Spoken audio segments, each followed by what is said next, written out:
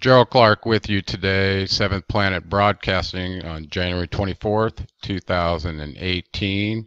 Got several topics I want to talk about with you today. The first of which is the government shutdown that occurred on Friday and then reopened on Monday. And you have to ask yourself why they're mixing immigration with budget planning. I think if you'll look at the overall situation, the illegal immigration policy has been used to garner votes for the Democratic Party, including setting up sanctuary cities to hide these people from the law. So the idea that you're dealing with immigration and it's bringing up the true issue is where those votes are going to come from and the effect on the Democratic Party. So anyway, I'm not going to talk too much more about that, but I thought it was interesting that that got mixed with budget planning. Shortly thereafter, the vice president was sent to Israel to beg for money to restart the government. 2 points of interest here. Mike Pence is one of the first vice presidents to go to Israel in a very long time. And the fact that it happened over a government shutdown and refunding might be indication that they're grooming him to be the next president, or at least they're introducing him to the Knesset so they can at least evaluate him and his leanings toward Israel. I don't know. What do you think? It looks like he's a good Shev Goyim, putting his notes in the Wailing Wall and the whole thing. So, just another puppet. Anyway, the Zionists probably needed a firm date on this embassy move in the United States in conjunction with giving one of the terms of giving them money to restart was probably, hey, make this real for us. So he did. He told them by the end of next year. So that's happening, and that establishes the timing for the building of the third temple, which we're going to talk about in a little bit. So, and also, it's quite interesting that this next funding event is only a couple weeks away, so they get to do it again. And you have to ask yourself, whenever you end up in this situation where you're constantly going to your lender for money, that's when the cram down happens and you get new terms. There's always terms associated with money. I wonder what they are this time. Clearly, one of them had to do with making sure this headquarters for Jerusalem is established, so they're doing that. And also notice that February 8th is the beginning of the Winter Olympics in Korea. And you have to ask yourself, is that a coincidence that the next funding event falls on that date? I don't know. But I do know that oftentimes the NWO takes a time out and everybody tries to get along during the Olympics. So we see North and South Korea actually talking to each other, having a joint representation at the games, which is shocking. At the same time, Russia's being locked out from participating. So it's also, the games are a good place on the world stage to do your political wrangling and disparaging and side picking and all that. So that's happening. But when it's over, watch out. I would predict that the New World Order is going to tackle this North Korea issue and bring it to the forefront again, because it's very much a pawn in the big game of getting at Russia and China. So anyway, I wanted to switch over to this issue that I found. I'm going to start at about 9 minutes. It's a video about a doctor who was Doctors Dunnagan and Day that were discussing the New World Order rollout and all the implications of it and how it affected the medical industry. It's actually quite frightening to listen to. It's 34 minutes long. I'm only going to play you a short period of it where they're discussing this government plan to close on a Friday, reopen on a Monday, and then declare the New World Order. So when I saw this Friday close in the winter, and they mentioned it happening in the winter months, which was quite interesting. So take a listen to this and see what you think about what these two doctors had to say. Also, in this document, they talked about the arrival of the totalitarian global system, and they said that when the new system takes over, people will be expected to sign allegiance to it, indicating that they don't have any reservations or holding back to the old system. There won't be any room. Dr. Day said there wouldn't be any room for people who won't go along. And we can't have such people cluttering up a place so people would be taken into special places. These special places were discussed as being people won't live very long in those places, but that they would be disposed of humanely.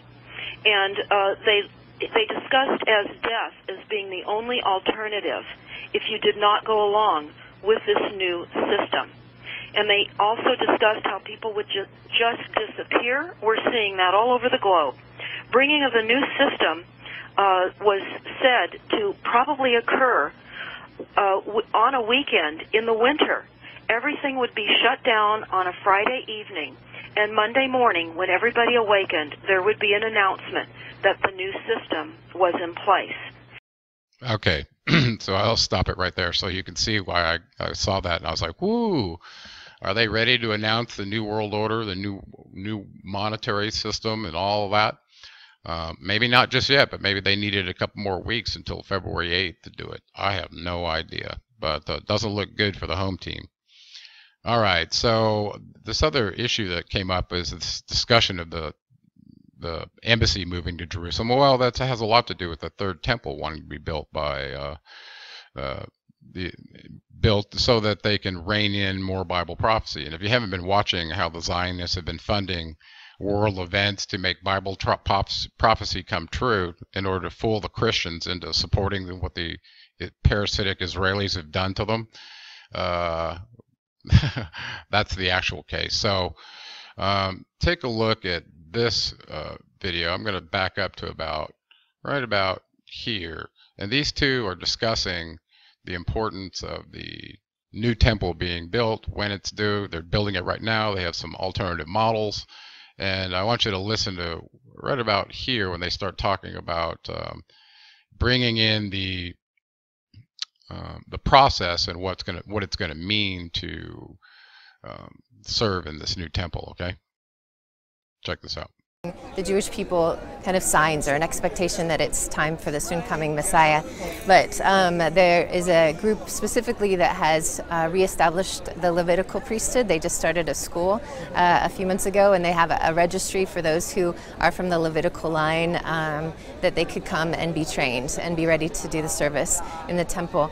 They've also started a red heifer farm.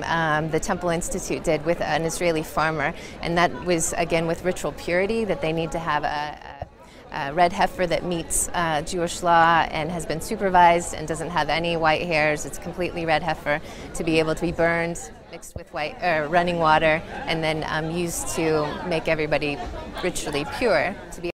Okay, I can't really listen to any more of that. So all of you that want to participate in the killing of a pure red-haired heifer, that's a young cow for those of you that don't know, and smear the blood over yourselves with the Levites doing it to you so that you can go in and worship whoever they believe their God is.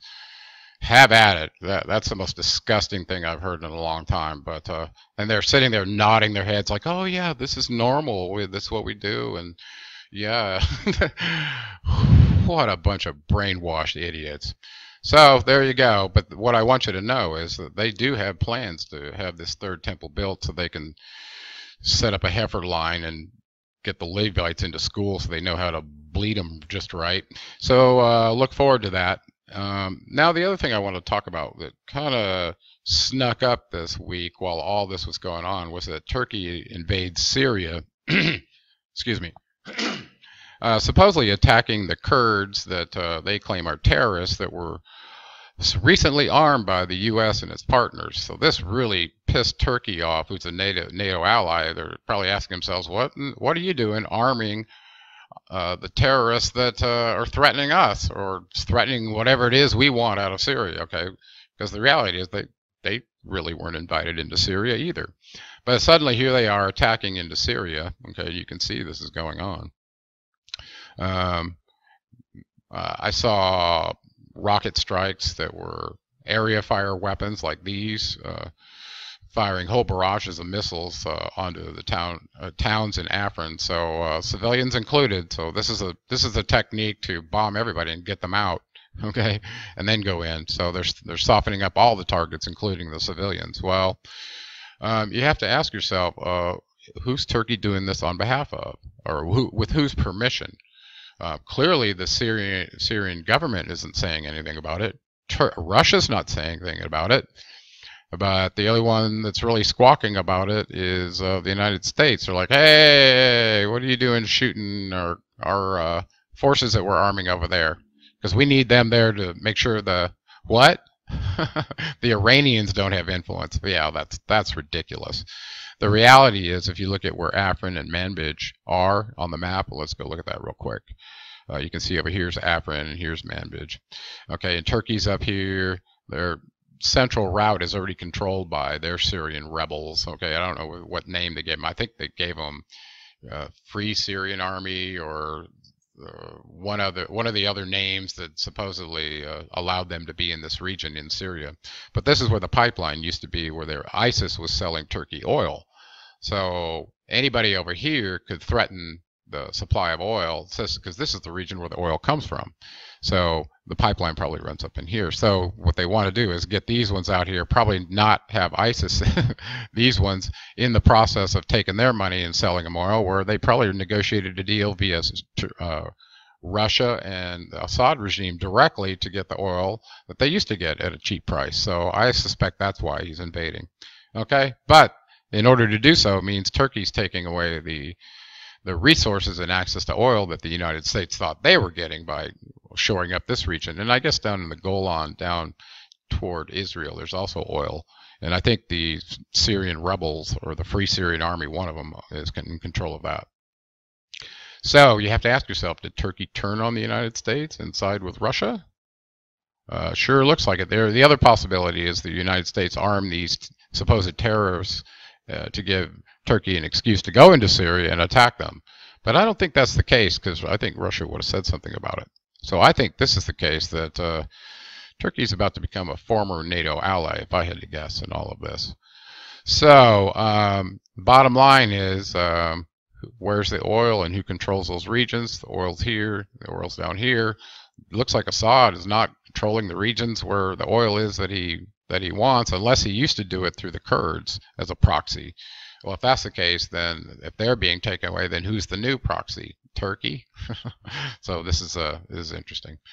Anyway, I want to leave you all with that. I don't want to make this too long today, but I wanted you to start thinking about some of the headlines that are going on and what they could potentially mean in terms of the rollout of the New World Order, okay? Because it looks like it's happening very, very quickly, and the more you know, the more you can maintain your sovereignty for the longest possible period. It's been Gerald Clark with 7 Planet Broadcasting, January 25th, 2018, and we'll talk to you guys next time.